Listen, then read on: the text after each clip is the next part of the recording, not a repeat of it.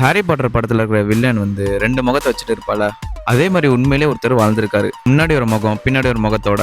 Edward Mordrake, a man with devil face. அதை பத்தி ஃபுல்லா பார்க்கலாம். அதுக்கு முன்னாடி இந்த மாதிரி இன்ட்ரெஸ்டான வீடியோக்கு ஃபாலோ பண்ணிக்கோங்க. 19th செஞ்சுரியில இந்த எட்வர்ட் வந்து ஒரு மோசமான மெடிக்கல் கிளிச்சால 2 ஃபேஸோட பிறக்கிறாரு. அவரோட ஃப்ரண்ட் ஃபேஸ் வந்து ரொம்பவே அழகாவும் அதே சமயம் ரொம்பவே இன்டெலிஜென்ட்டாவும் இருப்பாராம். அதுவே பின்னாடி இருக்கிற முகம் வந்து ரொம்ப கொடூரமா டெவில் மாதிரி இருக்குமா. அந்த ஒரு உருவத்தால அதிகமா பார்க்க முடியாது, அதே சமயம் அதுக்கு சத்தமா பேச வராதான். அதாவது இந்த 2 முகத்துக்குமே ஒரே படி தான், ஆனா கான்சியஸ்னஸ் வேற வரன்னு சொல்றாங்க. எட்வர்ட் அழுவும் போது அந்த பின்னாடி இருக்க முகத்துக்கு வந்து உணர்ச்சி இருக்குமா. இந்த மாதிரிலாம் காலங்கள் போயிட்டு எட்வர்ட் என்ன பண்றாரு, இந்த மாதிரி எனக்கு இந்த முகத்தை ரிமூவ் பண்ணியாங்கன்னு சொல்லிட்டு டாக்டர்கிட்ட போய் சஜஸ்ட் கேட்கிறாரு. அப்ப அந்த பின்னாடி இருக்கிற முகம் வந்து அந்த டாக்டரை ரொம்பவே பயமுறுத்திருக்கு. நீ என்னோட முகத்தை தொட்டா சாபத்துக்குள்ளாக்கப்படுவ, நரகத்துக்கு போவ, இந்த மாதிரி அந்த டாக்டரை ரொம்பவே பயமுறுத்திருக்கு. அதனால அந்த டாக்டர் வந்து அந்த சர்ஜரினே பண்ணலையா.